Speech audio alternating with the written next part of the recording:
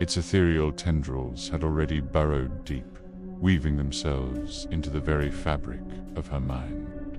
Her skull now a resonance chamber for the dead, closed time-like curves. The forbidden pathways of temporal mechanics had opened a psychic floodgate, a torrent of echoes from futures that should never be, voices twisted and warped by hawking radiation poured into her consciousness. They weren't just sounds, they were guttural rasps that felt like claws scraping the inside of her ear. It started insidiously, a whisper so faint she thought it was the wind. "Flee the shadows," it urged.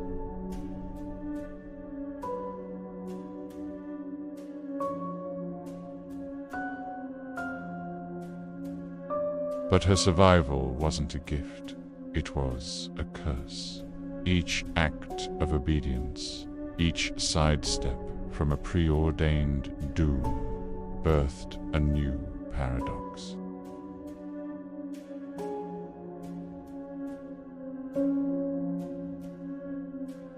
These weren't the cries of strangers. They were her own voice, screaming from 1,000 different gruesome ends. She heard the sound of her own flesh peeling away as it was sucked into the maw of a black hole, the wet tear of tissue separating from bone. She felt the sickening crunch of her own skeleton splintering in an eternal freefall through a fractured dimension, the impacts echoing through her very marrow. She experienced the final gurgling slurp of her organs, liquefying in the heat death of a dying universe. A sound that made her stomach churn with sympathetic nausea.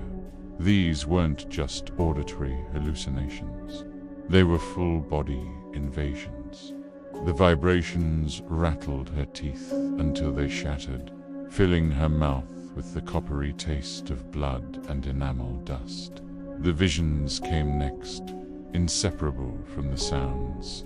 She was forced to relive disembowelments 1,000 times over, feeling the cold air hit her exposed viscera, followed by the phantom sting of restitching, only for it to happen again.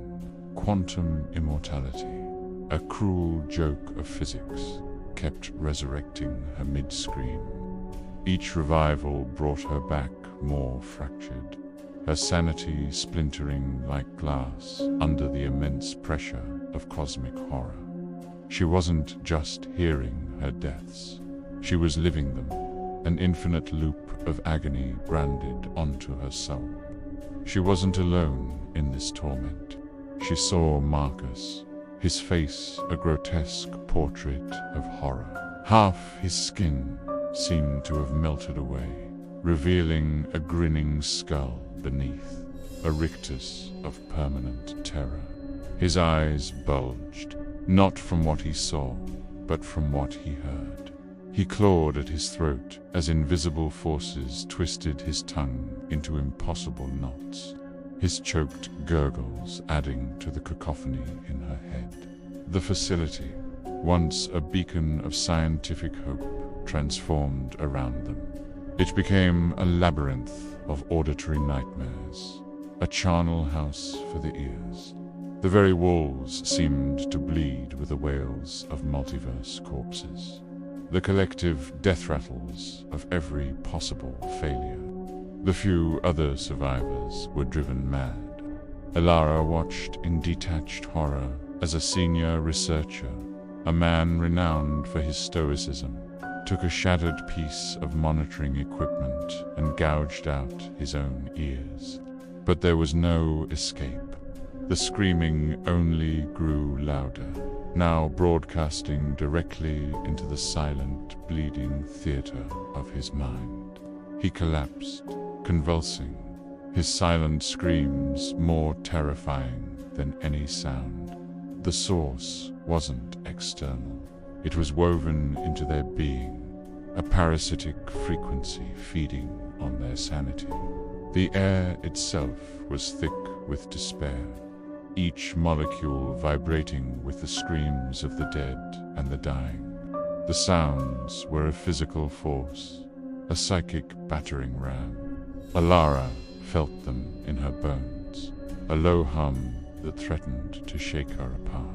She heard the wet, percussive thud of bodies hitting pavement from impossible heights, the sharp, metallic temps of blood being atomized in an explosion, the low, mournful groan of a dying star.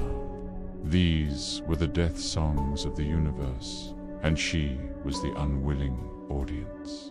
She could feel the timelines branching, each one a new path to a fresh hell, a new scream to add to the chorus. Her own body became a source of terror.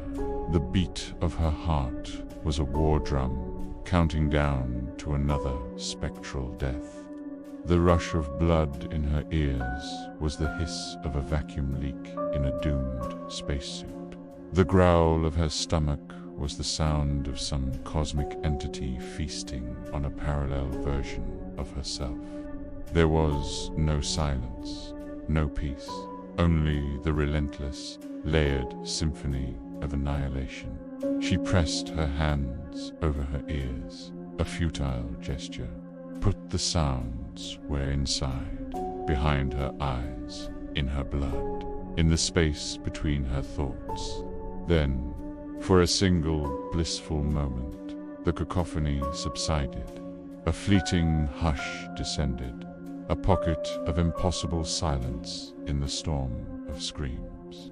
It was in this quiet that the true horror settled. With the noise gone, all that was left was the echo of what she'd heard, the memory of the pain. She sank to the floor, a single tear tracing a path through the grime on her cheek. A whimper escaped her lips, the first sound she herself had made in what felt like an eternity. "Time is a blade," she whispered, her voice raspy and broken. "It's carving us over and over, eternally." The thought was a chilling revelation. The voices, the screams, they were her. They were warnings, yes, but they were also a part of her history, her future, her very essence. A terrible question bloomed in the silence.